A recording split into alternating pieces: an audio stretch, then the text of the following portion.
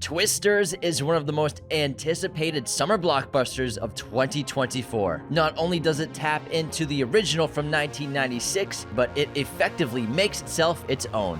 Let's get into Twisters.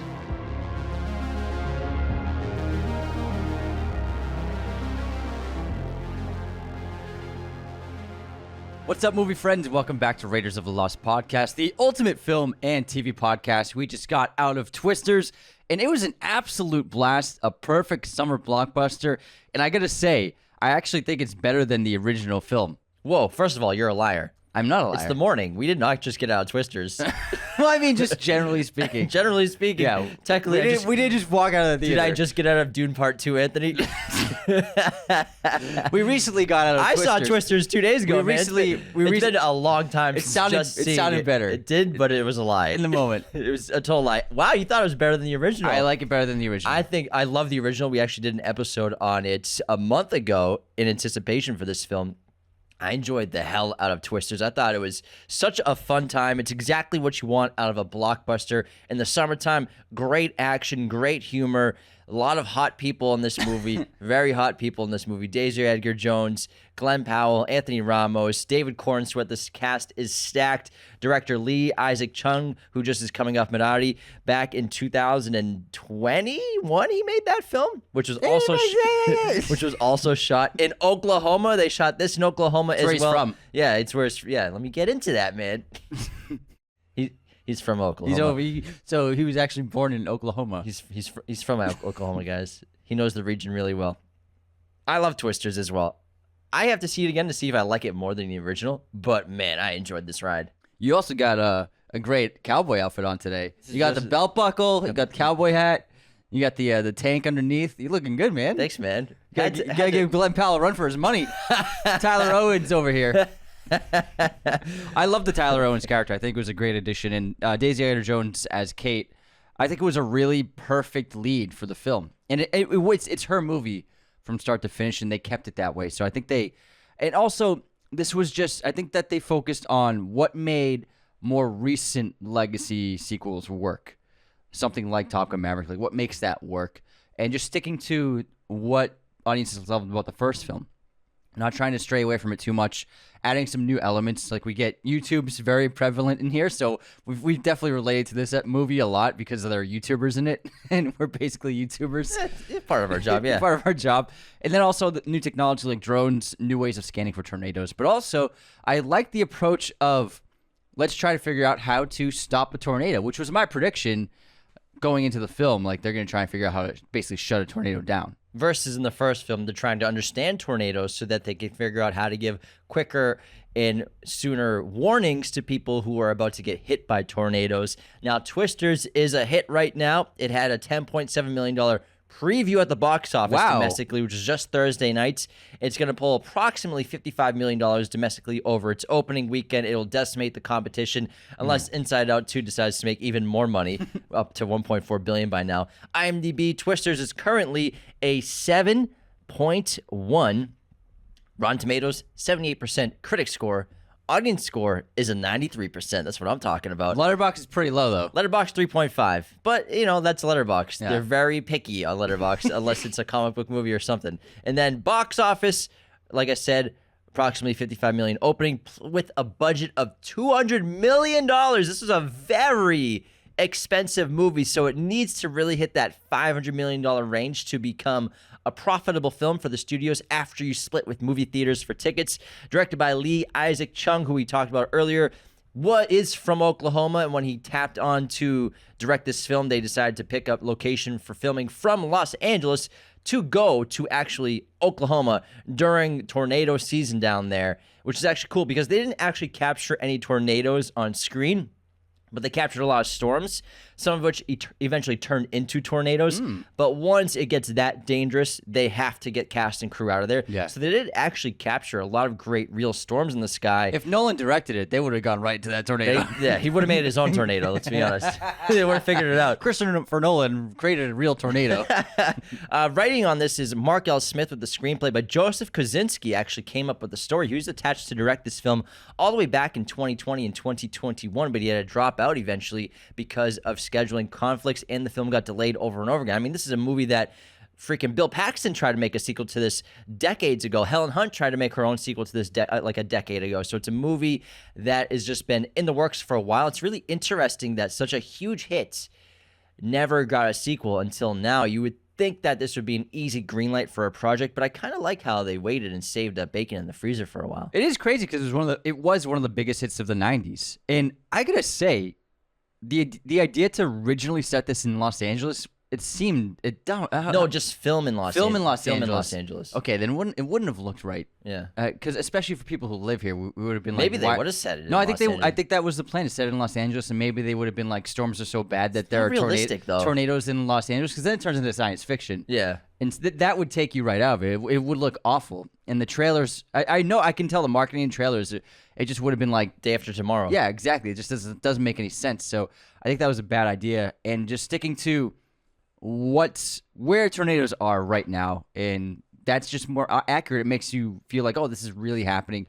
And they added elements of the change in climate and weather in the planet. They spoke with lots of experts who confirmed that there are more tornadoes than ever. There are more storms than ever, especially during and they also say the tornado season lasts longer than it ever did.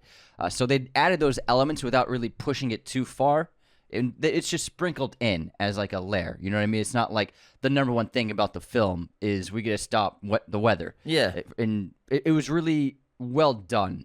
And to put it on a big spectacle, still have something to say, still have something meaningful to do in the film. I think it was executed perfectly. And they did a great job with that specifically because technology's changed so much. Mm-hmm. Meteorology is a lot more advanced, more things in the sky to look at everything that's going on, to find storms, to see tornadoes, to gauge how big a tornado is going to be from its early stages. And they did a great job in this movie with new tech. Obviously, Kate works for a meteorology company after she abandons her passion of chasing storms and chasing tornadoes to try to take one down. But then we have new technology for how to scan. Obviously, we have Dorothy in the opening of this movie that Anthony Ramos' character Javi has developed. Now, Dorothy, it's interesting, she plays a really insignificant part in this movie. I like to see her in the opening. It was sort of like a cameo for Dorothy and the technology to have her there. But then I think the right decision was this can't be a Dorothy movie again. It's almost 30 years later. Dated we have tech. to change the tech. And it's interesting to use it to get data, obviously, for sure. But then there's a new way to detect tornadoes and to scan tornadoes with this 3D rendering and modeling, which is a really interesting, cool way to do it. You know, I buy that totally happening in a movie with this kind of technology, this kind of era. It makes sense to me to have this new form of tech, as well as, like you said, drones in the sky is really cool. This YouTube channel, these storm chasers on YouTube is a lot of fun. It's very relevant to our time. And for me, this is an almost perfect blockbuster, almost perfect movie. I think there's just one massive thing at the end of the film at the end that we'll get to later, but it was almost a perfect movie. It was there. It had everything except for this one thing. And they even filmed this one thing, alternate ending. They filmed it in person, but they didn't use this version of it. It was almost perfect. We'll get to that later. I heard audible gasps at the end of the movie. Same. And of disappointment. Yeah. They almost stuck that landing. Other than that, though, this movie's awesome. And this is technically not really a direct sequel, so they called it an in-name only sequel. Which is why it's like Dorothy's like Bill Paxton's character I don't think even exists in this world of the sequel, and that's why Dorothy was basically, you could say, it seems like Anthony Ramos developed it while he was like in college. So. Sort of, yeah, but you could also look at the perspective of maybe they just like gave up storm chasing, they retired, and they live in this world somewhere. Getting too old for this shit. And like Dorothy, maybe Anthony Ramos' character Javi maybe Javi found Dorothy or bought Dorothy from them or something and just redid it, because Dorothy looks exactly the same, has all the same stickers, all the same mechanics. So Dorothy's an exact model of the old version of the fourth Dorothy from the original film. So maybe they're alive in this world, and hey, maybe they exist, but they're like, I'm tying up maybe they got killed by a tornado. Bill and Joe. They went out, the guns Bill blazing. and Joe Harding, they went out how they wanted. Well, the thing is, this was billed, I remember last year, as being Daisy Edgar-Jones's character would be playing Bill Paxton's daughter. That was like the early rumors about this film. I'm guessing they tried to make something like that happen. Maybe they couldn't get the family to sign off on it. And maybe they tried to get Helen Hunt involved. Get Paxton's family sign off? Yeah. No, I disagree, because his son's in this movie. Okay. I'm sure they would have loved that. Then I wonder why, because I think it would have been cool to have that connection. But also maybe I think that they possibly wanted to get Helen Hunt involved, but she might not have wanted to do it because That's possible. Because Helen Hunt actually tried to get a sequel made in 2020. Yeah. And she had a whole concept and a whole pitch, and she wanted to write and direct it, and they rejected it to keep developing a different version of the film. I'm guessing she might have been like, I don't want to be in the sequel then. Because you guys, I don't know. I'm just speculating. You speculate a lot. I'm just speculating. No, I'm just saying. I can't speculate. I didn't say you. I never said that. I said you speculate a lot. You gave me a look like, oh, this fucking guy. I went like, I put my hands up. I said, I don't know. I'm just saying it's possible. Because Maybe. why wouldn't you want to connect it to the previous film if you wanted to make it in the franchise? Maybe. It's possible. I think that they just decided, because Paxton's passed away, to just do something new. Maybe they tried to figure out a way to do it, but then they're like, out of respect of him passing away, let's just make it its own thing. We'll put his son in his movie. So James Paxton's in the film. He plays the douchebag at the motel who's trying to check in, but he's complaining about the pool's empty, the rooms have no AC. That's Bill Paxton's son, James Paxton. So it's a great little nod to the Paxton legacy for Twister. But I would say, yeah, it's more of out of respect. Maybe they're like, oh, this is probably not a good idea. They couldn't figure it out to make it good. Yeah, exactly. So let's just cut it. Yeah. And do something new. I think it was the right decision. I think at first when I was wondering what the story would be, if they would be sons or daughters or of the past characters, I was skeptical, but I think it worked so much better where it's just it's a new bunch of people. New people. Maybe Bill and Joe exist in this world, like I said, but I like how we have Kate, we have Tyler, we have Javi, we have these new teams. And we have David Cornsweet basically being Carrie Ellis Jonas from the first film. He plays a good asshole. He's a good asshole. He's a good asshole. It's pretty great to see him in this because obviously we all know he got cast as Superman and they're filming right now. I didn't even know he was in this. Me neither. I didn't know he was in it until I got into the theater. I saw a friend of mine. He's like, yeah, are you excited to see Cornsweet? I'm like, what do you mean Cornsweet? He's like, he's in this movie. Like, what? David Cornsweet's in this movie? It took me like a couple minutes to be like, oh, is that fucking Superman? Yeah. In this film? I was like, is that Superman? And so he was doing auditions during production of Twisters. And so he'd go out and do auditions. He'd fly out. And he actually got the role when he was on set for Twisters, and they all celebrated, which is really cool. Oh, wow. That's cool. Yeah, so, yeah. It's got a great cast. This film has a really excellent cast, just like how the first film had a fun ensemble. I mean, Philip Seymour Hoffman's in the ensemble as the comic relief character. Glenn Powell, obviously, leading after Daisy Edgar Jones, who is the lead of the film, and Anthony Ramos, another great supporting character.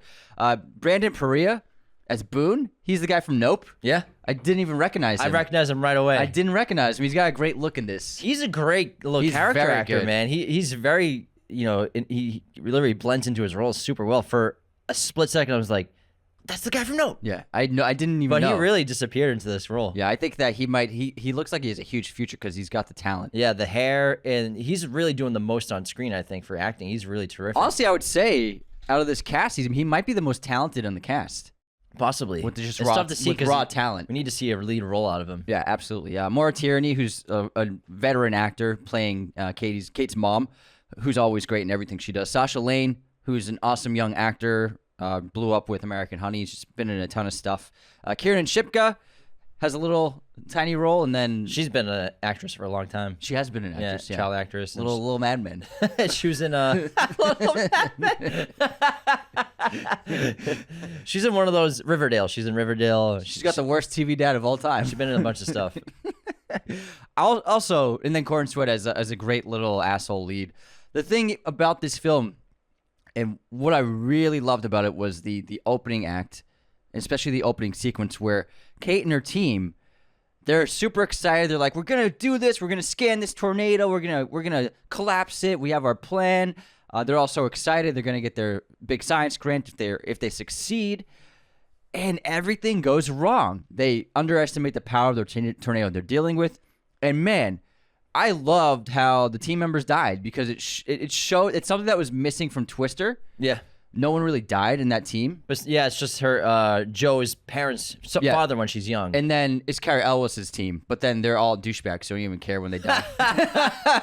But they showed, I thought it was so great to show the stakes and the danger involved in tornado chasing, where it was like a slasher. It was like the tornado was a slasher, like taking one at a time. And it was a really fantastic film because we're in an age of the last 10 years, and the majority of big Hollywood films where the lead character is perfect, they never make mistakes. and they always got it. They don't need any help, and they're just perfect.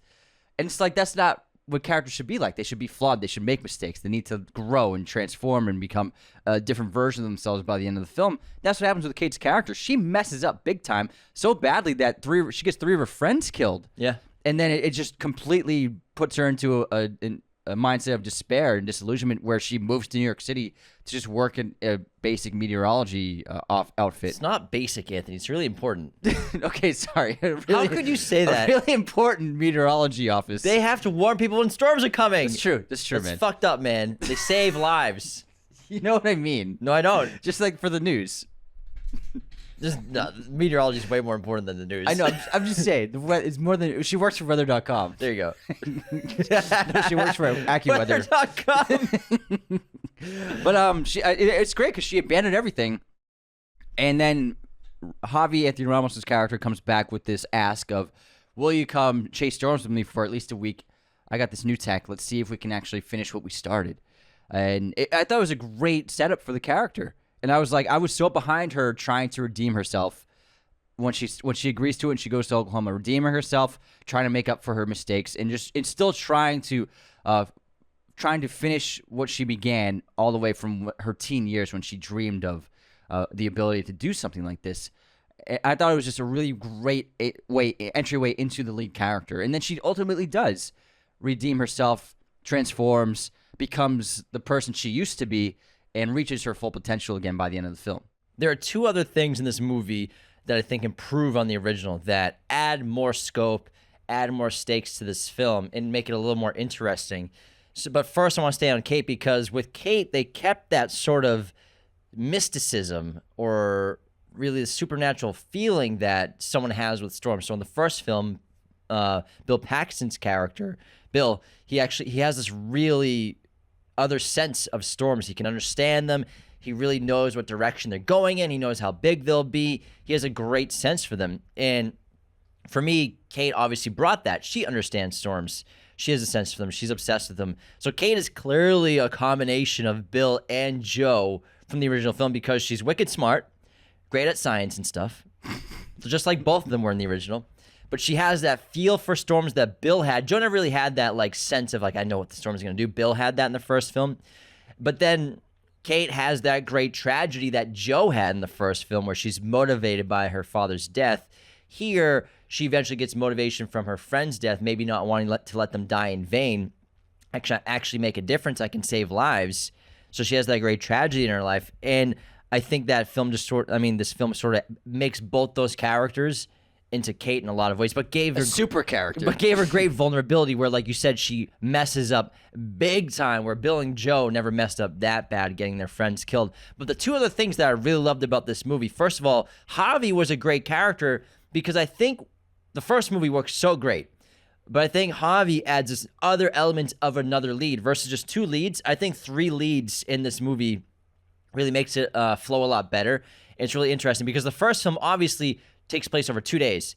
I think it's fine to have 2 leads for that. But I think when you have a movie like Twisters that really takes place over 5 years, we really need other lead characters to drive the plot forward. And I think waiting for about 35 minutes for Tyler Owens to finally come in, played by Glenn Powell, I was craving Glenn. I'm like, where's my man? Where's Glenn? We're fucking, I think everyone was 30 minutes in this movie. Then he shows up like a rock star, which is great. And then we have this sort of triangle of leads, which got into a bit of an odd love triangle that I thought didn't completely work, with Javi also being, it insinuated that Javi was also in love with Kate. Yeah, they showed a hint of it in the opening. And I did not love that, because it's like everyone's in love with Kate. We're all in love with Daisy Edgar Jones, obviously, but I think not every male character should be in love with your female lead every movie. You know, that's a great point. I think it's a you bit got 3 much. guys who are in love with her in one movie. So it's a little much. It's a little much. I agree. She's a total babe and super smart and really cool and very funny. But also, it's okay, man. I'm shooting my shot right now. We get it. I know. So I love having another sort of lead in this film with Javi, and Anthony Ramos knocked it out of the park. He's a terrific actor, and I think he did a great job carrying such a huge role in this film, alongside Glenn and Daisy. Now, the other thing that I really liked about this film that the original does not have, because the original is It's great. Storm chasing tornadoes, trying to understand them, trying to get that data, and trying to survive at the same time. That's all in this film as well. Trying to get that data, trying to storm chase, trying to survive. But also, we have some corrupt stuff going on. We have this sort of great side plot of this marshal who's buying up land after tornadoes come in and ravage towns and destroy homes on the pretense of, I'm going to help this family start their life back up, but also I'm buying their land at an insanely low price, probably pennies on the dollar, taking advantage of their intense loss and their great pain. All of their financial loss they just suffered. Their homes are gone. And it's very Daniel Plainview-esque of giving people pennies on the dollars for their land. And then with the guise of being a hero, really taking advantage of people. Javi, his company, which he started up, Stormpar, is funded by the marshal. And so he keeps it hidden from Kate what's going on until she discovers it about halfway through the film. That this guy, because obviously Tyler hates this guy, says, you even know who you're chasing storms for, because Kate has no idea who this marshal is, and she's kept in the dark about it from Javi and from Scott when she meets the marshal, and they just tell, go get some food, we'll meet you in a few minutes. So I think it's a great side plot that adds a little more scope, it adds a little more suspense, and it adds a little more sort of realism with corporate corruption and greed that we didn't get in the first film, because the first film is just straight up storm chasing, which is great. But I think this adds a great new element to it. I'll give them quail prices. We'll give them quail prices. No, yeah, I agree, because the rival storm chasing teams, they're chasing for different reasons. Yeah, which I think worked really well. And she's trying to stop tornadoes she's trying to break down tornadoes, and they're trying to just understand the weather to help the marshal with buying land for when he's putting up apartment complexes. I thought it worked really well. Well, she's not doing that yet. Yeah, not yet. Yeah, she's just working. She thinks she's just helping study them. Yeah. And then Javi, he's doing, it's kind of like the ends, what's that phrase? The ends justify the means. Yeah. The means, yeah. So he's doing something that's shady, and he's helping this guy profit greatly off of other people's loss, but he's doing it for the right intentions of ultimately getting that data. And that's his goal. His goal was, I need the funding to get these digital scanners and scan a tornado. And so he's using the marshal and his shady practices to make that happen.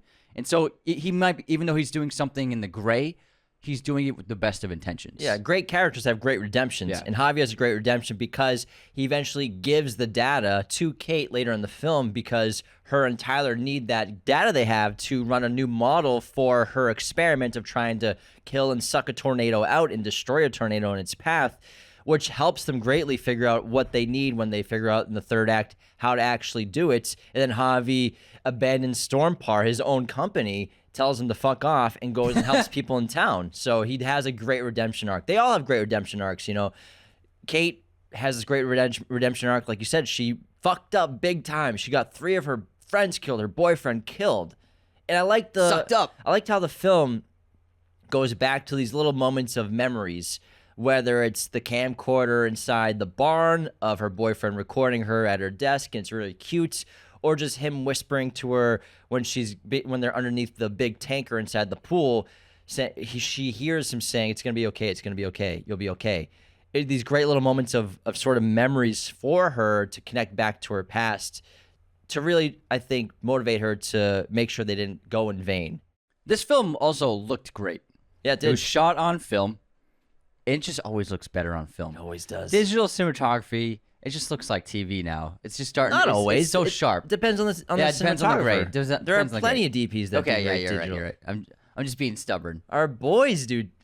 I'm just being stubborn. I know you are. But it looks so good on film. It does. On actual film, because film is just so great with the highlights of the picture, and it just looks amazing. Dan Mindel shot this. He's basically J.J. Abrams' DP, so he's done amazing, huge blockbusters, and his work always looks fantastic. And I also love the blending of the POV cams, whether it be iPhone cameras we saw a lot, or GoPros in the actual vehicles.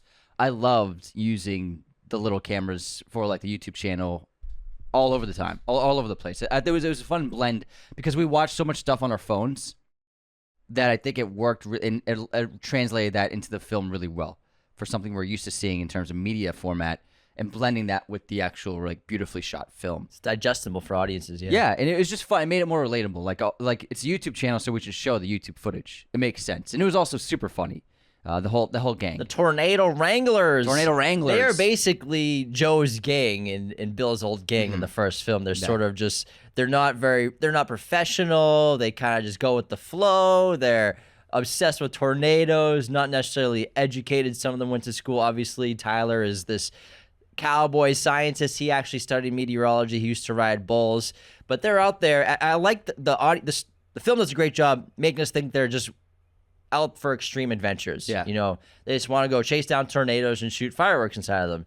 And for the first half of the movie, you're like, what's the point of doing all this? It's cool. You're building your YouTube channel. It seems kind of selfish. But it is what it is. It's like reality TV. Yeah. But then you understand that whenever there's a tornado that devastates a town, you know, they're there first. They're helping it with first responders to help people, to give people food, to give people water, to help with cleaning up their homes and getting their things back together and helping them get shelter.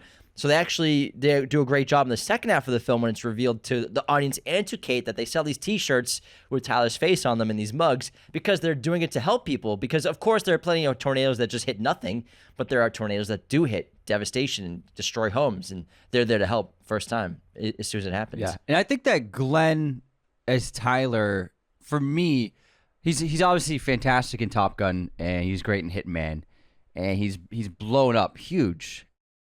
For me, this was his big. He's the Running Man. Yeah, he's with Edgar Wright. His next Edgar Wright's next film. For me, this film was a moment for him to really prove that he was a big star, and he does have it because when he's on screen, it's just like that's a movie star. Smiled. You know what I mean? All smiles, man. He's got the smile, he's got the charm, but he's also got that insane talent. He's extremely good. He's a very, very good actor, but he's just got that it factor that not everybody has. And when he's on screen, it's like that's the fucking movie star right there. And so for this film, because I loved him in Maverick, and I really loved him in Hitman. I didn't love that movie, but he's excellent in it. But this was, for me, I was like, okay, I see why Tom is like grooming this guy to be a huge star and been helping him out because he really believes in Glenn. And I completely agree. I think he's going to have a fucking gigantic career. Yeah, he's going to have maybe an all-time action career, too. He seems so fitted for action movies. Daisy, too, she's great. This is her biggest movie for sure.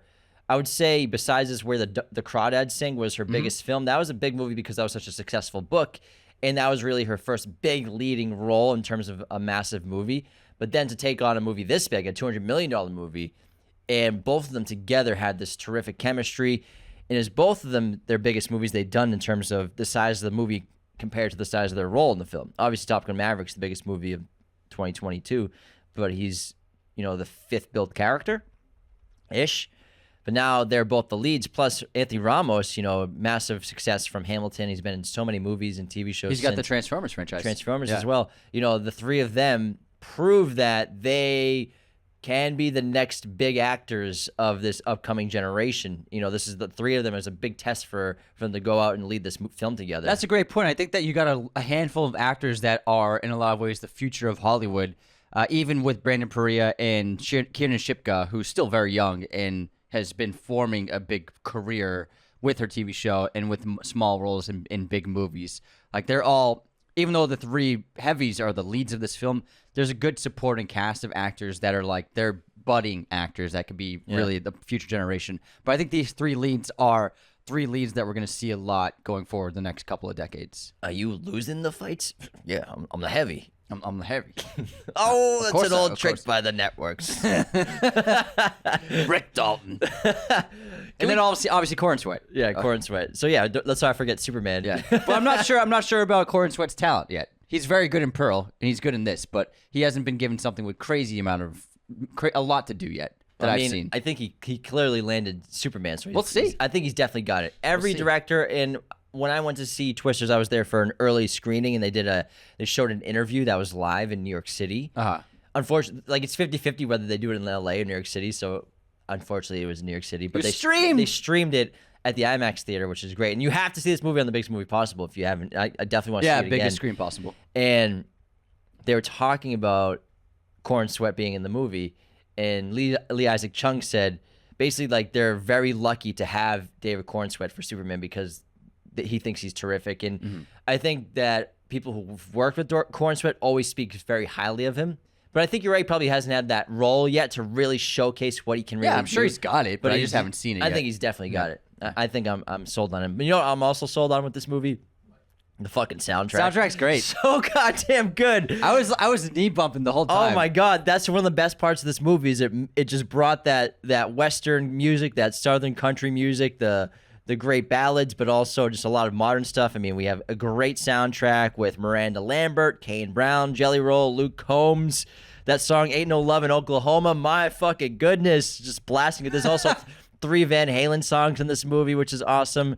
And I think Shania Twain have a song in this as well? I don't know. Yeah, she's on both Twister and Twisters.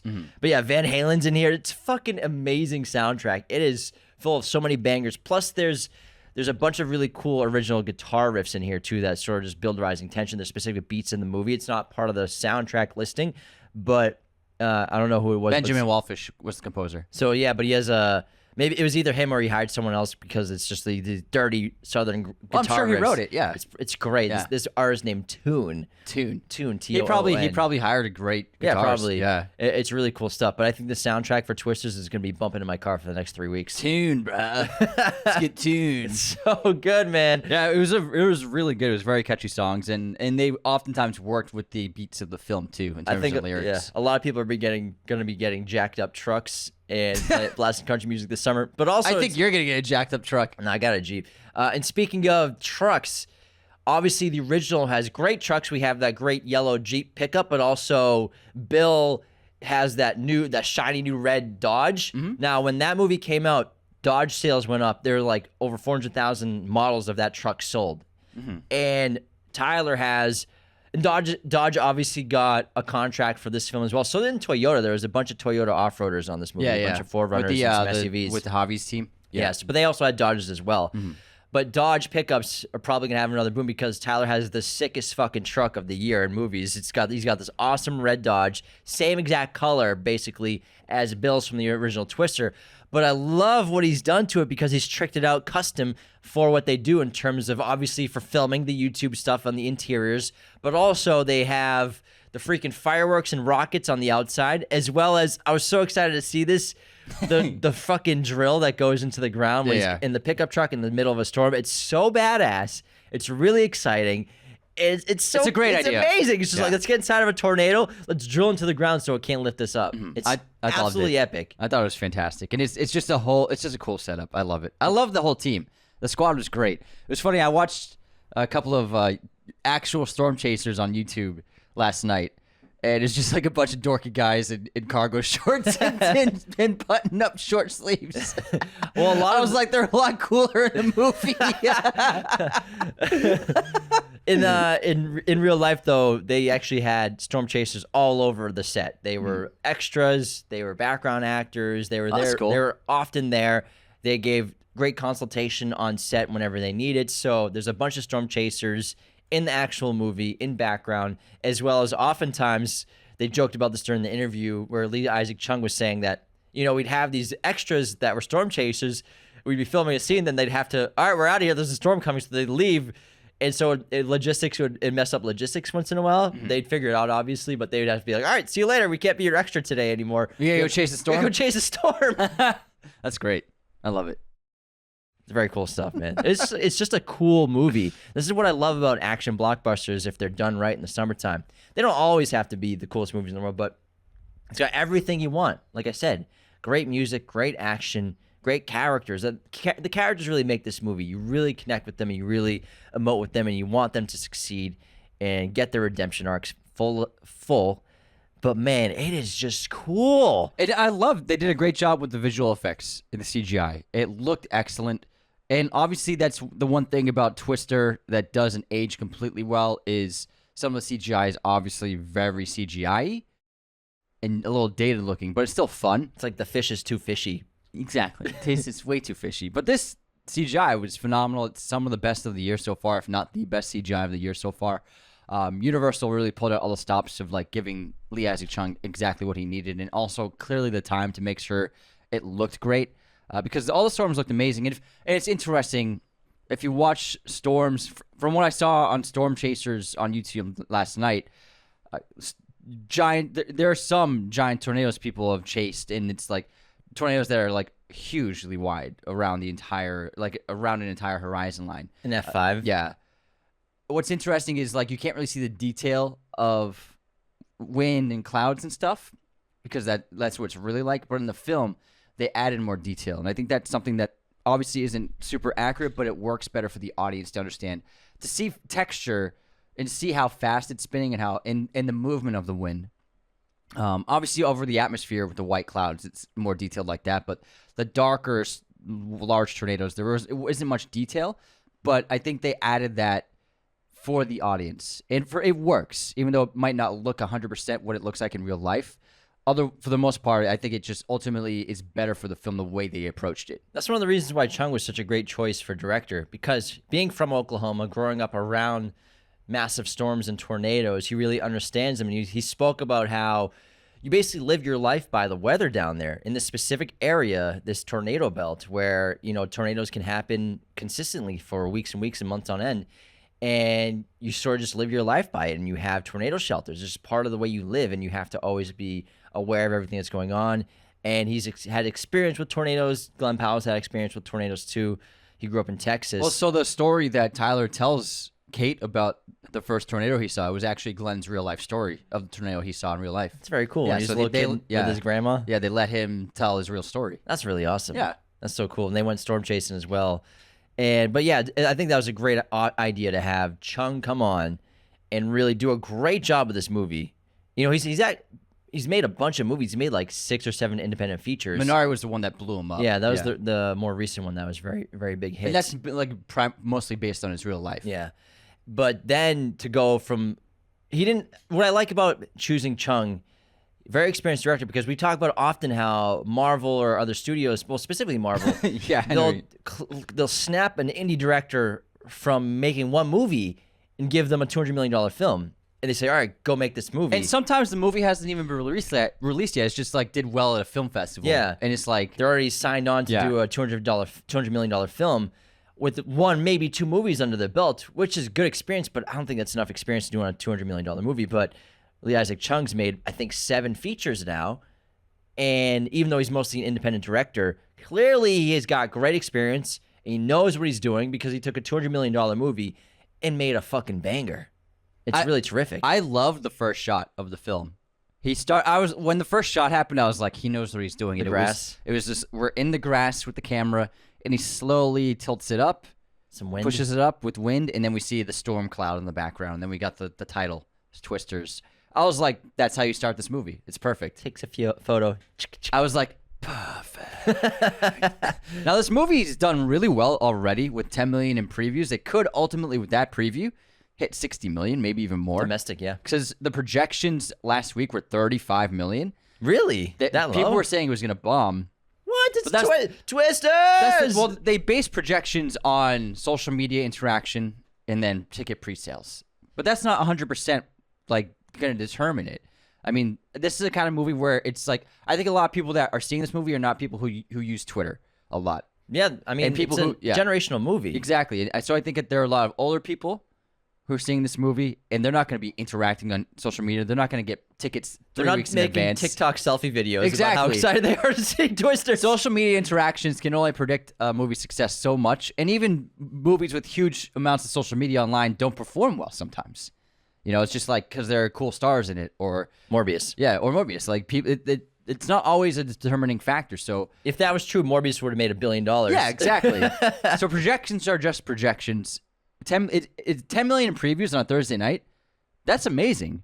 So I'm guessing it could pull 60 mil for the weekend. And then internationally, that might be $100 million opening weekend. Yeah, globally. So it was released a week before in a few international markets. So it was already at 15 million.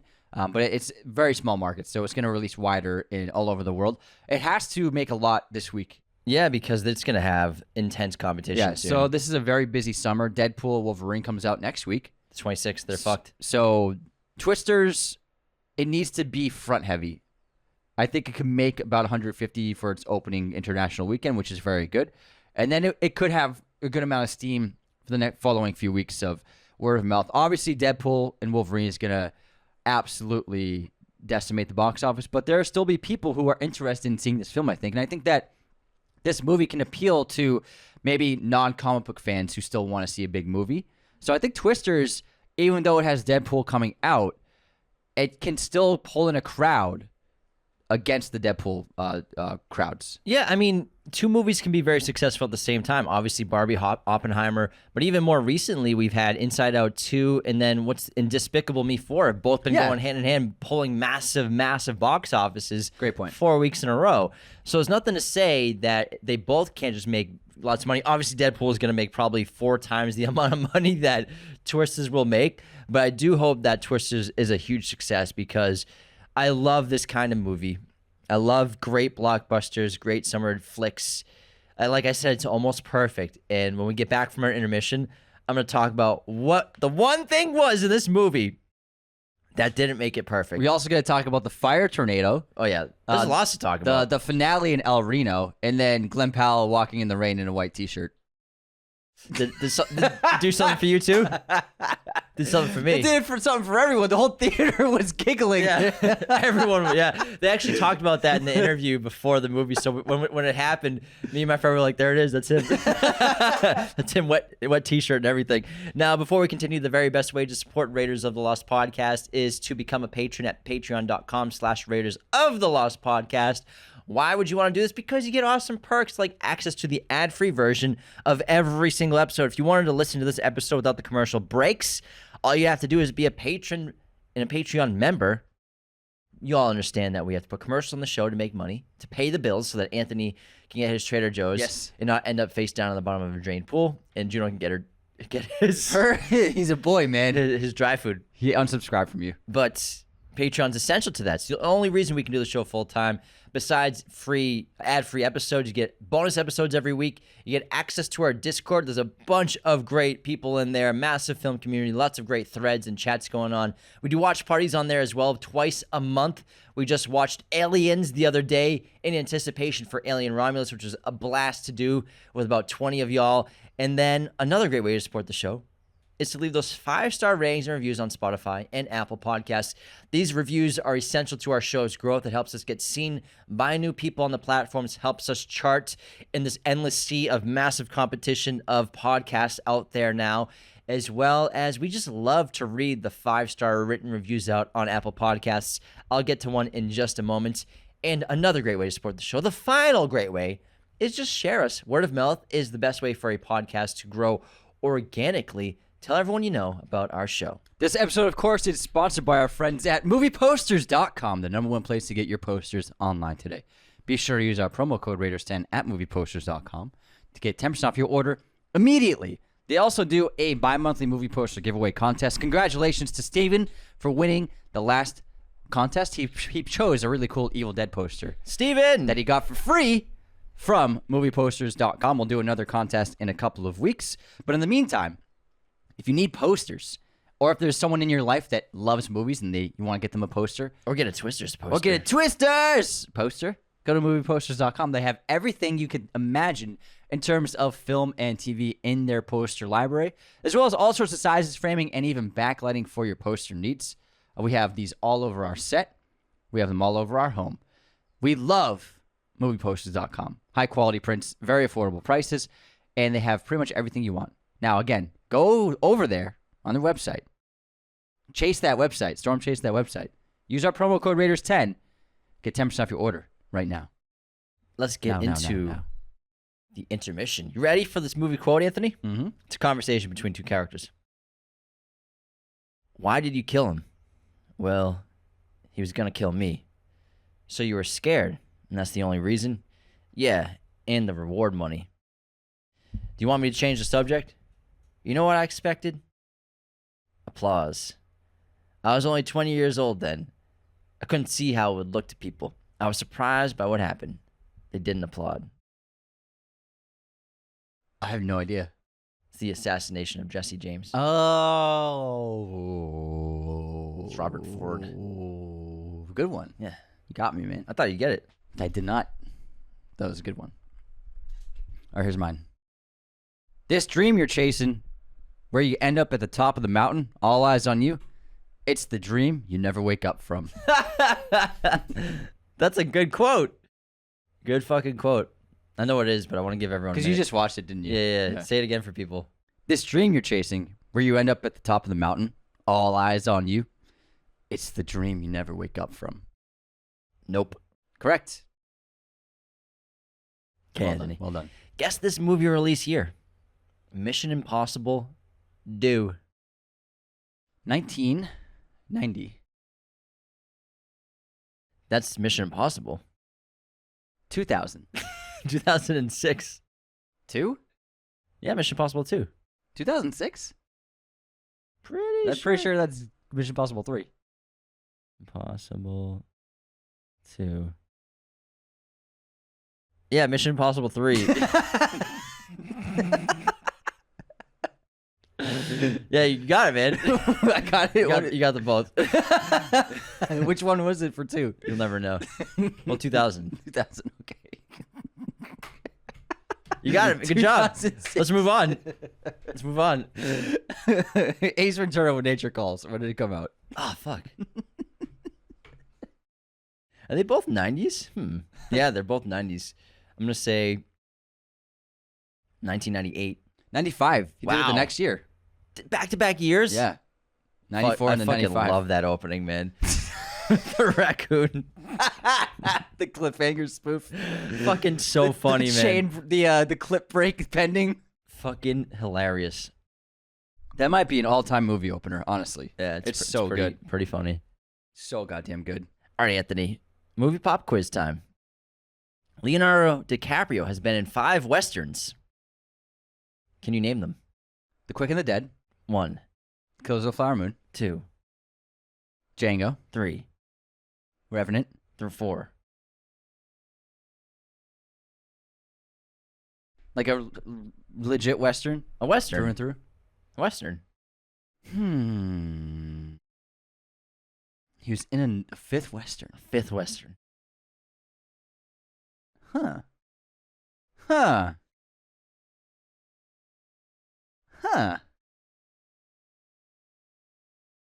Come on, man. It's not Once Upon a Time in Hollywood.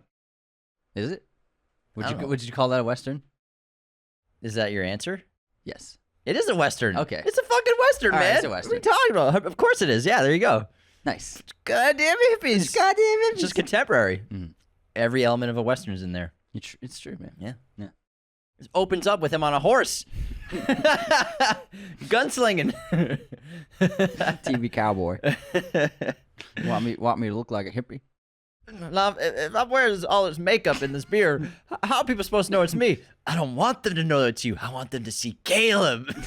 You're better than that. You want me to look like a goddamn hippie? Hell's Angels. Dude, he's coughing that whole scene from smoking His eyes are red. face in the ice. It's so funny. He's Oh just my God. hawking up loogies because he's just chain smoking cigarettes all night. It's disgusting. He's talking loogies everywhere. All right, You want me to look like a hippie? I want you to look like Caleb. All right, what comic book film was Daniel Kaluuya in before Black Panther? Whoa, that's a good question. I like how you said comic book movie because maybe it's not a superhero film. Maybe it is. So before Black Panther, he was in a comic book movie. Correct. Wow, this is pretty tough. Very popular one. The movie or the comic book? Both. Yeah, both. It was a theatrical release. It was a sequel, actually, too. It was a sequel Yes. to a theatrical release. It is a theatrical release, too. Both of these films came out in theaters, believe it or not. That's pretty interesting. Also, he wears a costume in it. I know that sounds crazy. Is it? I will give you $100 if you get this right. Oh man, I'll really? give you $100. Really? yes. Shake on that. Hold on, let me. He's gonna pull up his phone. Just kidding, it's over here. I'm not like you. I don't cheat during the intermission, Anthony. It was one time. It was right in front of me. I couldn't help it. You could have not looked. Yeah, but it was just like I couldn't even control it. It just happened. I just looked there. Daniel Kaluuya in a comic book movie before Black Panther. Yes. No hints, though. Not if I'm betting $100. You're not getting a goddamn thing. Hints. I'm not going to help you win. I mean, it's what a nice guy would do. Desperate. Iron Man 2? No. I have no idea. Kick-Ass 2. Oh, shit. He was part of Vince Plossy's crew. No, he wasn't. He played the Black Death. Was his character name. He had like What? black outfit with like a skull face Yeah, I remember. and like dreads on his mask. Holy shit. He's part of his evil squad. I had no idea. Me either, man. Me either. I gotta look this up. Yeah, look it up. I couldn't believe it. He's like an MMA fighter, martial artist or something. And then Vince Plossy's character, I can't remember his name, recruits him. Holy shit. Oh my god, it's Kaluuya. I've only seen that movie once, man. Yeah, number 2. Yeah, I've only seen He's it. so young in it. Yeah. Holy shit, man. That's a great question. I like this one because Vince Plossy becomes a supervillain and he wears his mom's gimp outfit. It was his mom's outfit. Yeah. Red Mist. Yeah, because Johnny Uzama, who's sort of his bodyguard, walks in on him and he's like, hey man, I know your mom is into some freaky stuff. He's like, I know what I am now. I'm a supervillain. I'm called the motherfucker. No, he's Red Mist. Cage is motherfucker, right? No, he's a supervillain now. So Red Mist is his superhero name in the first film. Oh, yeah. And then, as I just said the quote to you, I'm now a supervillain. I'm called the motherfucker. Oh, my God. You're right. You're right. Yeah, that's why I said the quote. But it's this hilarious sort of sex dominatrix gimp outfit. All right, Anthony. Great question. That was one of my favorites you've ever done. You almost won that 100, man. Not really, though. Oh, yeah, you weren't even close. I didn't even think of Kick-Ass. What do we got for unsubscribers? Oh, we got and any haters this week, man? What we got going on, bro? Oh, yeah, we got them. We're cooking. I want to hear. What's on the grill? Breck Fox wrote on our letterbox recap. Not James calling Kyle Chandler Kyle Shannon when talking about game night, not once but twice. Sorry. I would unsubscribe, but it's Friday and everyone deserves a second chance. Plus, he's probably too busy to fact check everything before the show. As I was saying Kyle Shannon, I'm like, that doesn't sound right, but I'm going to keep going with it. Kyle Chandler. Kyle Shannon's a football coach. On my review of Twisters on Letterboxd, I just wrote 2 words. And then Giorgio Armani wrote, OMFG, spoilers, unsubscribed. I wrote no kiss. No kiss! Oh, okay, gotcha. Then we got blah, blah, blah. Dance Common, Shane the Thomas Martin. In House of the Dragon, the twins aren't 2 people Dracarys meets with. They're the 2 bridge castles on either side of the river held by the Freys. I like that. Thank you for the correction. I sometimes don't know what I'm talking about with Game of Thrones. Unsubscribed. Thank you. Evan Mortarana. Inside Out 2, not in the best films of 2024 episode, unsubscribed. Haven't seen it yet. Haven't seen it. Yeah, sorry. I heard it's great. I heard it's really good. Baker reviews. Mikey Madison was in Scream 5, not 6. Unsubscribed. Ah, you're right. She got lit in fire. Just like in Once Upon a Time. Also in our best and worst of 2024, Riley Freeman, Godzilla X Kong, unsubscribed. I had a good time. Jack Gallagher, no mention of the bike riders, unsubscribe. Well, actually, did you put Godzilla in yours, right? In your top 10? No, in biggest surprises. Oh, gotcha. Biggest Not surprises. top 10. Yeah. I think that they might have seen it in the chapter, but didn't realize it wasn't in our list. It was just in like, biggest surprises. It was a good time. I see. Evan Smith wrote, consistent listener of the show here. Pretty sure Anthony never says fire. Sorry, Jimbo. God damn it. I need someone else. Thank you. Evan made the best meme. That fucking meme. The Pablo Escobar meme. Where Sitting sad meme. Yeah, where James, he's always busy, but then it's actually James what he's actually doing. I'm just standing around doing nothing. When James says he's too busy. Dude, that killed me. It was so funny, Evan. So funny. H. Vite Christus Dodd. Sorry, pal. Perfect Days is excellent. Just ordered the Criterion, and Koji just did a great video on the Criterion Closet. You only saw Dune 2 4 times? I saw it 5 times. Unsubscribed. Those are rookie numbers. They are rookie numbers. Quiet Place franchise. Rory McGrath wrote, I was expecting a review in sign language. Unsubscribed. Gladiator Clip. Gone on Holiday wrote, favorite unsubscribe of all time. On my signal, unsubscribe. Love it. On my signal. Unsubscribe. That's it. Great ones this week. Really good stuff. Great 5-star review here from Mega Lipes. Their headline is Future Director, 5 stars. I found these guys after watching The Matrix and wanted some more information about the movie. I listened to their movies from memory and was hooked. It got me to rewatch old favorites and make some new ones. All in all, an amazing podcast. If only I had a reason to unsubscribe. Mega Lipes, you got to check out our episode of The Matrix. Besides the movies from memory, we've done. Oh, we did a great breakdown of all 3. Yeah. Did we not do a solo one yet? I don't think we have. I think we have. I don't know. Sounds like something we would have done. Yeah, maybe. All right, Anthony. We'll have to double check. What is your streaming recommendation? Kramer vs. Kramer is on Amazon Prime. It's an incredible family drama. I also selected a film on Amazon Prime. I selected The Villainess. Villainess? The Villainess. This is an excellent South Korean action film in the vein of... Is that what you were watching last night? Yeah. Because I heard Korean and people screaming in Korean. I was like, what is he watching? It was awesome. It was sort of a combination of sort of maybe Kill Bill and John Wick. And this was actually... Chad Stahelski got inspiration for in Parabellum, John Wick 3, when they did the motorcycle fight with samurai swords and guns. He got inspiration from this movie. Oh, because this movie did it first. I see it. It's an excellent film. It's a revenge movie. Also sort of a secret super spy film. Grounded. Decent romance as well. But the action's balls to the walls. It's very cool. Balls to the walls. Lots of death. Oh, Lots the of actress blood. from Thirst is in it. It's really, really good. That's what she's from. Yeah, she's in Thirst. Yeah, I was watching it last time. I recognize her. Honed from childhood to be an elite assassin, Suki embarks on a rampage of violence and revenge to finally earn her freedom and escape her past. It's pretty epic. I'm Sounds telling you. cool. Check it out, everyone. It's on Prime for Nice. if you have the app for free. Very cool. All right, let's get back into our episode on Twisters. There was something that was missing. I was hoping to see. Are we going to talk about the thing that I teased? No. So something else? All right, you do that, and then I'll talk about what didn't make this a perfect movie. There was no steak and eggs in this movie. I was hoping at least they Barbecue. I was hoping they would at least order steak and eggs at the restaurant or something. Or maybe Kate's mom would make steak and eggs. But yeah, there was no steak and eggs in it.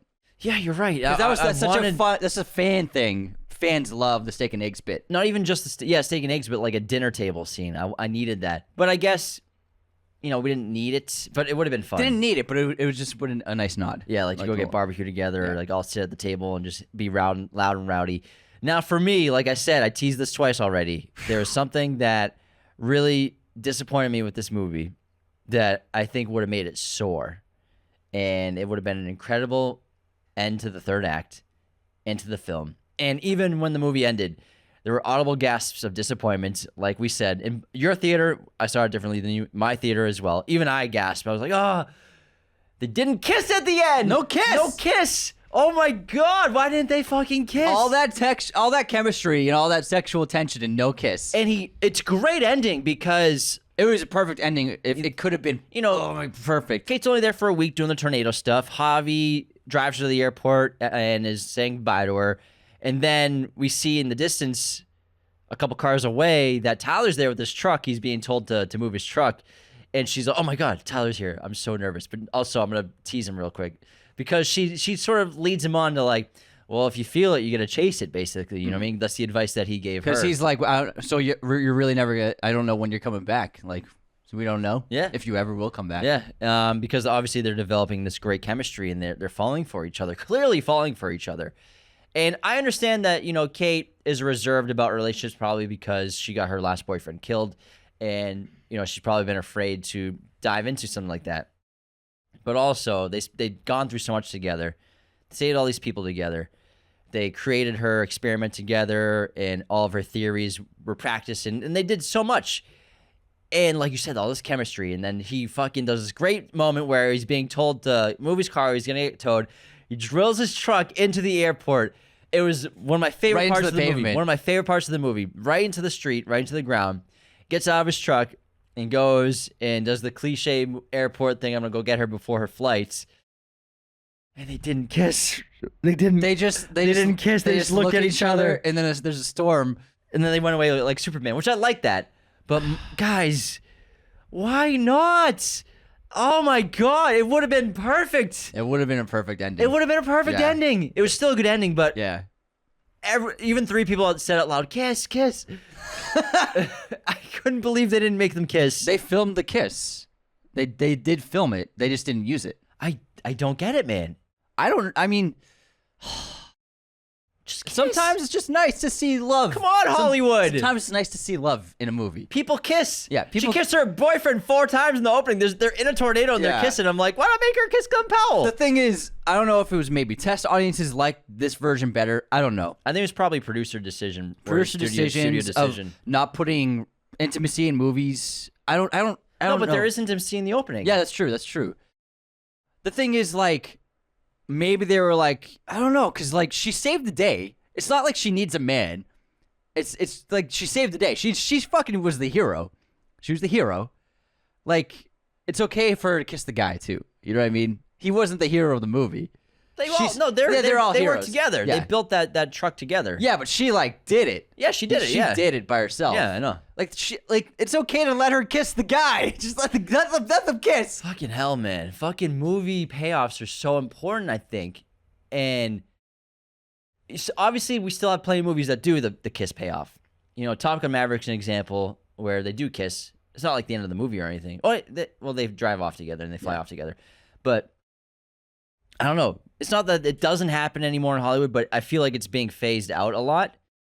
And man, I don't mind it to an extent, but I think this movie, it would have been fireworks. It would have been an incredible ending to see them kiss. Imagine if they kiss and then they're kissing and then the alarm goes off, and they're like, "Oh, let's go." That's chase that That's storm." how you do it.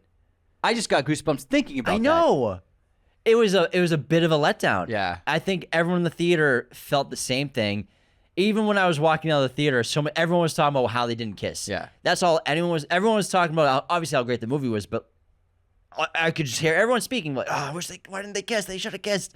Even though I'm in the fucking parking lot. Oh, I can't believe they didn't kiss. I kept hearing it everywhere. It's all over Twitter too. Yeah. And Instagram. It's all over. I can't believe everybody's talking about how they didn't kiss. I understand that times are changing, sure, and movies. You don't need to have it, but Fucking hell, man. But hey, sometimes you need it. They built the romance. Yeah. They built the romance, and they should have paid it off. What are they gonna shake hands? It's for real. Have a great flight. All right, kiddo, a little shoulder bump. Come on, guys. Oh man, it was like my only problem with the movie. Same. It was my only problem with the movie. I thought it was perfect. Besides Yeah. that, it was a perfect action movie. Besides that, It was honestly a great movie, and it was still it was a fine ending, but it would have been an awesome ending if they kissed and then the alarm interrupted them. it would have been perfect. A perfect ending. I think they just, I don't know why they changed it. I don't know why. Hollywood doesn't have the balls to make people kiss anymore at the end of movies. No boobs and no kissing. No boobs and no kissing at the end of the movies. No more of this. Sometimes the It's classic nice. Hollywood movie ending is perfect. It's there. It's for a reason. It's a classic Hollywood ending for a reason because people love it. Producers probably don't love it because they think that's what people don't want, but that's what people want. And I think they're going to see the audience reaction. And obviously everyone's going to take away having a great time seeing Twisters. But clearly we've been seeing on Twitter, Instagram, and TikTok that no kiss is sort of the biggest talking point about this movie right now, besides being awesome and epic, and Glenn Powell in a wet t-shirt. But no kiss, man. It had an impact. It had an impact. Imagine if they ended the kiss and there was like a cool, really catchy song that played when the alarm went off. And then they're like, all right, let's go That's get how this you do storm. it. Oh my God, it would have been perfect. That's how you do it. It would have been perfect. What are we doing here, guys? And the thing is, it's not like it wasn't earned. It was absolutely earned. Yeah. It was absolutely earned because Tyler, he showed that he's a good guy and actually cared about her and was like committed to like working towards like making a relationship. Yeah, he's with a her. cocky wild child, but also Yeah. at the same time, he's a really good got a person. heart of gold. Yeah. And I think that also like it would have showcased that she's ready to move on from her past. You know what I mean? It Yeah, would have been. 100%. It also would have added to her character growth, I think. Fucking hell. Oh my man. god. I couldn't believe it. Oh my god. I was so excited for it when he drilled into the ground. I'm like, I was like, they're gonna kiss. he's gonna kiss her. He's gonna do it. And then they weren't kissing during the moment, and I was like, they're not kissing. It's just it takes away drilling into the ground. Yeah, It exactly. takes away this crazy thing to do Yeah, of drilling into the ground to go catch the girl before her flight and not kiss and her. not kiss her. What are we doing, You guys? think you think you're not gonna see her for who knows how long? You might not see her again. Well, obviously we can assume they were about to kiss. Yeah, They were about to kiss, but then the alarm sounded. I don't think they were about to kiss. I think they were gonna. I don't think they were gonna. Well, I think in the moment they would have if the movie was if the If producers the movie was better. if the producer's like, hey, can we do one without kissing? And Lee's probably like, sure. I think it was a studio producer decision, probably. I think so. I think it was a executive decision. I'm. It's like they know what people want, but they also don't know what people want at the same time. I think that Audiences are pretty simple, guys. I think that they chose the wrong audience decision for this movie. For this kiss, movie, yeah. the kiss should be in there. It For should- this 100% movie, should be in there. it was a different kind of movie. You don't need to have the kiss, but for this movie, you should have the kiss. You know what I mean? Daisy should get to kiss Glenn. She's the hero. Yeah, that's what I'm saying. She should get the guy. Versus like Same thing as the guy Tom getting the to girl. kiss the girl. The girl gets to kiss the guy because she's the fucking hero. She saved Yeah. the day. She gets the guy. Yeah. Versus like the cliche, he gets the girl. Yeah, that's what I'm saying. She should have saved the day and gotten the guy. Gotten that reward. Imagine she's just like, hey kiddo. He goes in to kiss her. She's like, "Oh, whoa, whoa, whoa!" Whoa. I thought we were just friends. That's a bit much. Your car's in the ground and there are cops here. You're really nice, Tyler, but I don't like you like that. you're like a little boring for me. Oh my god! But like now, how do you open the second film up? Are they in a relationship or what? Right here, I already know how they're gonna do it. They're gonna ruin it. They're gonna make them broken up in the opening of the second film. They better not. I'm calling it. They better not. We're not even gonna see their relationship. They're gonna open up the second film, and they're not gonna be in a relationship anymore. They're gonna be broken up.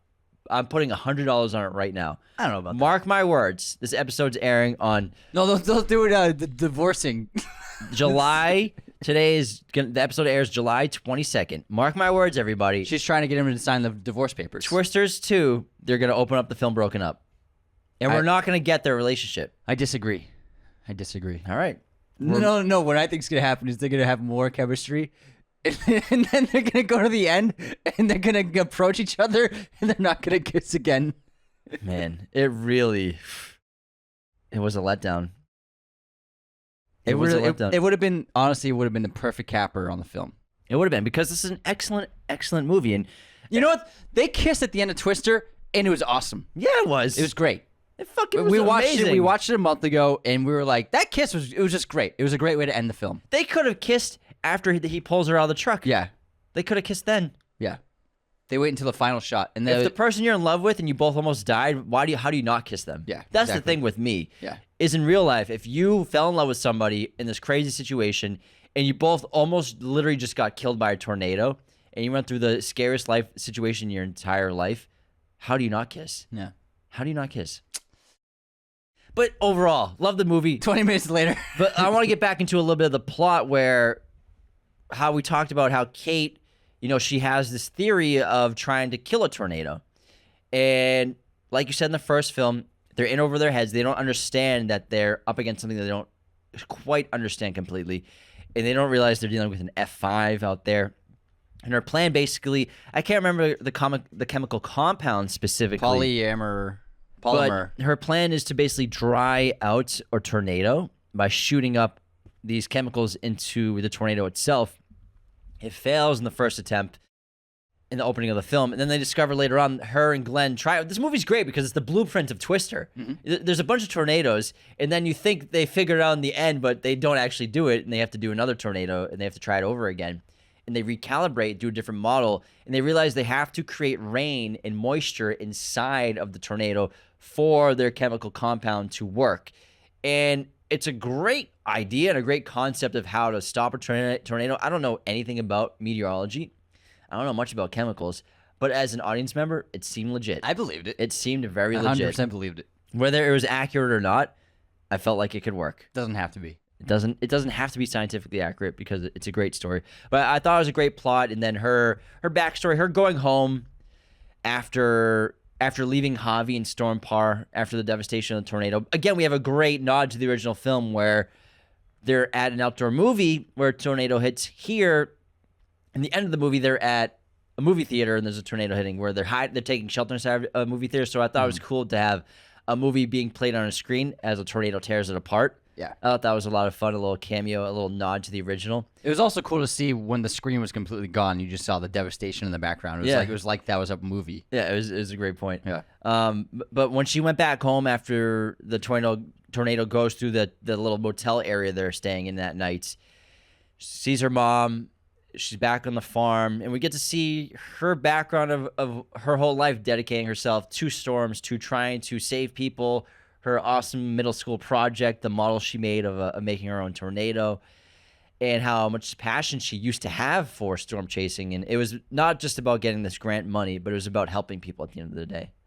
And I love the ending when she's the town's getting ravaged, El Reno is getting destroyed, and they all show up to help people get into safety. And she's just like, fuck it, I got this.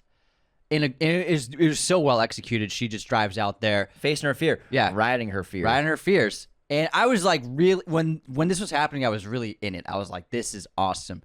Let's go, girl. Let's go fucking stop this tornado. Because they're like, it's too big. We're not going to be able to stop it. It's going to be impossible to stop F5. So all we can do is hide. But she's like, I can save these people. And she does. It was wonderful. She gets there. She releases the chemicals, and she's like, we don't even know if it's working. She shoots out the rockets for the moisture, and then the chemicals, and we don't even know if it's gonna work. And then she's getting ripped out of the ground. The truck gets tipped over, and then the theater, people are getting whipped out. There's so many great deaths in this film that showed how dangerous these tornadoes are. Just in this movie theater, several people got flown out the opening, and just they're dead. And then Tyler had to hold on to one of the storm chasers just to save her life. And then the storm dissipates. I thought it was wonderful, especially when Tyler and Javi, they're like, where is Kate? And they look out and they see the truck driving in the distance, and there's really nothing they can do. She's in it on her own. I thought it was a really fantastic finale. I loved it. I also loved the rodeo sequence. Yeah, It was a lot of fun. And because this movie, it just feels like a great country film. Great country soundtrack, great country culture and atmosphere. Obviously, Director Chung being from Oklahoma, really bringing that culture from where he's from and that regional culture to this movie really effectively. And it was a lot of fun to go to a rodeo and see some bull racing and some barrel racing. It was a really cool time. Learn more about Tyler from that, how he used to be a bull rider, but now he chases storms. But I thought that was just a fun sequence being at a rodeo. I agree, man. Yeah. It was great. It was a good time. Yeah. This whole movie was a good time. It was. I had an absolute blast. When it was over, I was like, that was awesome. Fuck yeah, dude. Even without that kiss, it was still a really fun movie. Yeah. It was still almost perfect as like a 9 out of 10. It was a really fun movie. I had an absolute great time. And excellent IMAX. The sound was amazing. The visual effects were fantastic. And this was just a great classic escapism, Hollywood blockbuster. But it works really well, and it's a movie you walk away from being like, that was just like a really well done film overall. Yeah, I got some fun facts too. So the truck grill on Tyler's truck, Glenn Powell actually kept that from the Dodge Ram. Oh, cool. And he turned it into a table in his house. So it's a dining room table now. He also tried to keep the belt buckle that his character wore. And so he actually took it from set. But then he was called immediately after and instructed to bring it back to the set. I'm going to Google this grill table. Yeah. Also, I don't know if he's got a photo of it, but he was just talking about it in the interview that I saw. And then also in El Reno, there's a water tower of El Reno. It's shown, and it's a tribute to the El Reno tornado on May 31st, 2013. The 3 members of the Twist X team, Tim Samaras, Paul Samaras, and Carl Young, died in the El Reno tornado. Mm-hmm. It's also one of the filming locations in the movie.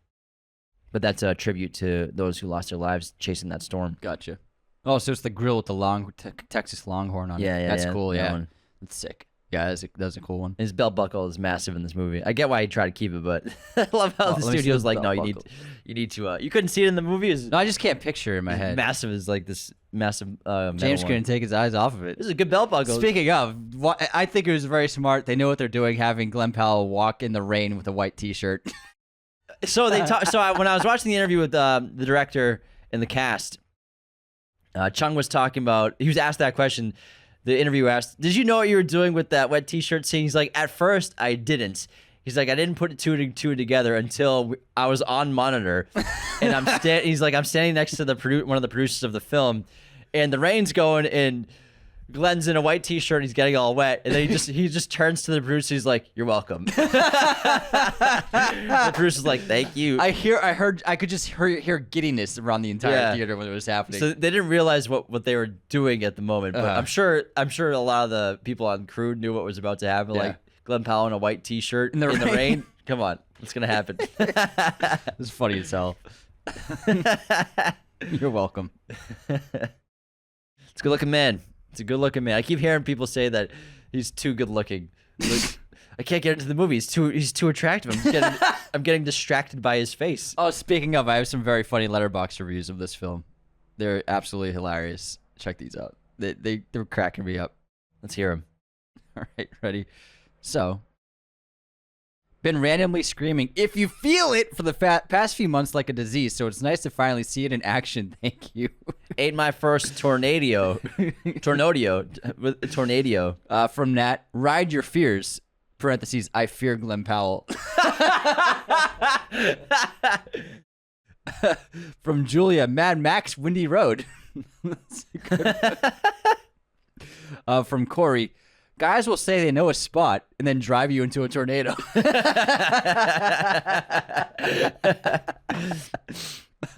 Theo wrote, me pretending to be a tornado so Glenn Powell will chase me. Reese, holy shit, she did it. That crazy son of a bitch did it. She cured tornadoes. Cured tornadoes. David, hi, I'm Glenn Powell. Welcome to Weather Jackass. Those are funny as hell, man. That makes me remember. I love the journalist in this movie who's hanging out with the tornado wranglers. English guy. He's really funny, and they do a great job messing with him. But I really like how Tyler, he does have a sort of arrogant side to him, and he wants attention, but he understands that Kate's the story, not me, not my team, not the tornado wranglers, but she's the actual story. He's like, she's your story. When they were shooting the fireworks up the tornado, that was so fucking epic. It was so cool. It's funny. It fits in line with YouTube. Mm-hmm. Just to do crazy shit. Yeah, crazy stuff like that. But then, like I said, we truly understand that their team is really bent and focused on helping people as well. Yeah. It was solid movie, man. It was a great time. Really, really fun movie. Yeah. You got anything else? That's all I got to say about that. That's about all I got to say about that. All right, everybody. Thank you so much for tuning into our episode on Twisters. We hope you saw this movie in the biggest screen possible. We can't recommend it enough. In IMAX. Also, I heard 4DX is supposed to be epic for this film as well. Thank you so much for tuning in. Become a patron today at patreon.com/Raiders of the Lost Podcast. And if you feel it, you can ride it. That's what he says, right? Yeah. Take care, everybody. Feel it, ride it. See you next time. This episode was executive produced by our Chosen One patrons, Jacob Kossler, Nicholas Martin. Our Chosen One patrons are our biggest supporters. Thank you so much. Raiders of the Lost Podcast is a mirror image production. Sound mixing done by Jacob Kossler. Opening music by Chase Jackson.